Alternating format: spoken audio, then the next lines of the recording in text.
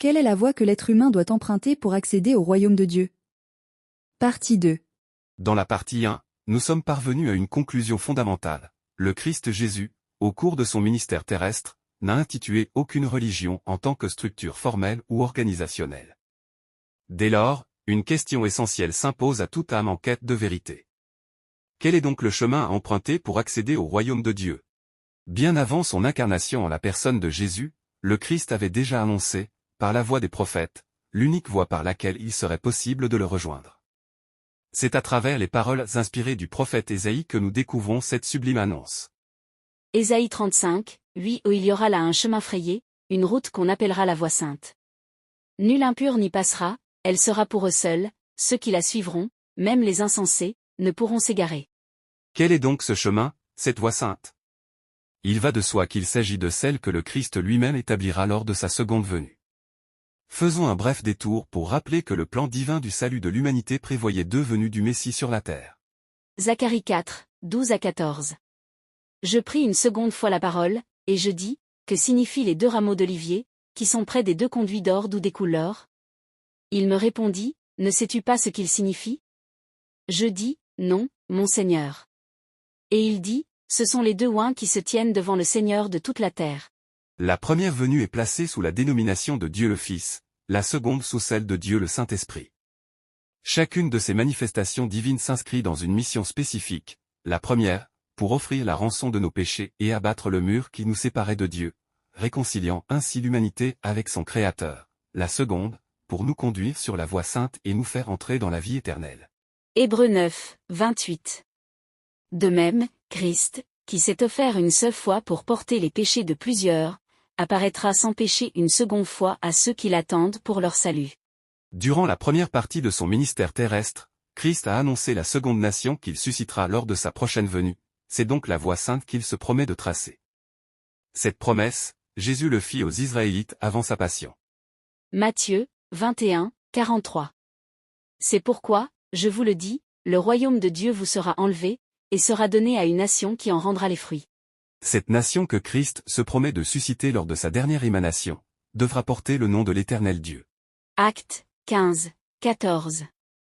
Simon a raconté comment Dieu a d'abord jeté les regards sur les nations, pour choisir du milieu d'elles, un peuple qui porta son nom. Depuis la chute de l'homme dans le jardin d'Éden, Dieu, dans sa compassion, n'a cessé de tendre la main à l'humanité, mais l'homme, dans son obstination, s'est continuellement enfoncé dans la désobéissance. Or, l'amour de Dieu dépasse toute compréhension, au point qu'il a versé son sang précieux pour offrir à l'humanité une issue au drame de la damnation éternelle. Dieu est amour, et son plan de salut n'est que la manifestation de son amour éternel. Dès lors, puisque Dieu est amour, il est naturel que la voie sainte qu'il inaugure porte également ce nom. Mais, conscient de la ruse de Satan, qui a donné naissance à plusieurs mouvements usurpant le terme amour, le Seigneur, dans sa prescience, a prévu que cette voie porterait non seulement le qualificatif amour, mais également son nom propre et personnel, un nom nouveau, resté caché à toutes les générations précédentes, et destiné à être révélé au temps de la fin. Apocalypse 2, 17. Que celui qui a des oreilles entende ce que l'Esprit dit aux églises, à celui qui vaincra, je donnerai de la manne cachée, je lui donnerai un caillou blanc, et sur ce caillou est écrit un nom nouveau, que personne ne connaît, si ce n'est celui qui le reçoit.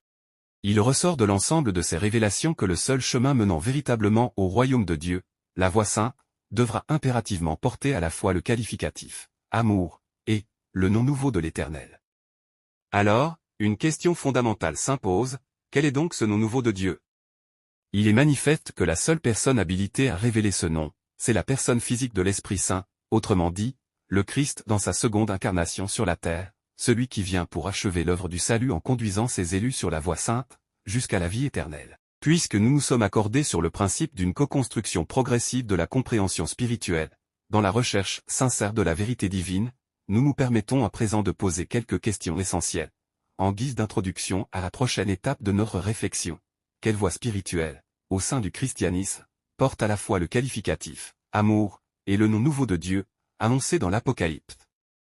Quel est ce nom nouveau de Dieu, que seul celui qui le reçoit peut connaître, selon les Écritures? Qui est la personne par laquelle ce nom a été révélé?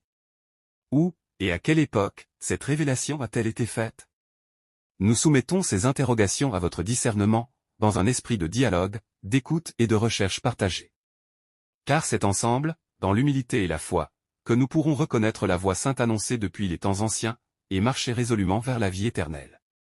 En attendant vos contributions et vos réflexions pour avancer vers l'identification de cette voie sainte, nous vous donnons rendez-vous pour la partie 3 de ce thème fondamental. Que l'Esprit Saint vous accorde à toutes et à tous, la sagesse pour discerner, l'intelligence pour comprendre, et surtout, le courage de briser le confort religieux, afin de répondre à l'appel vivant de la vérité qui libère.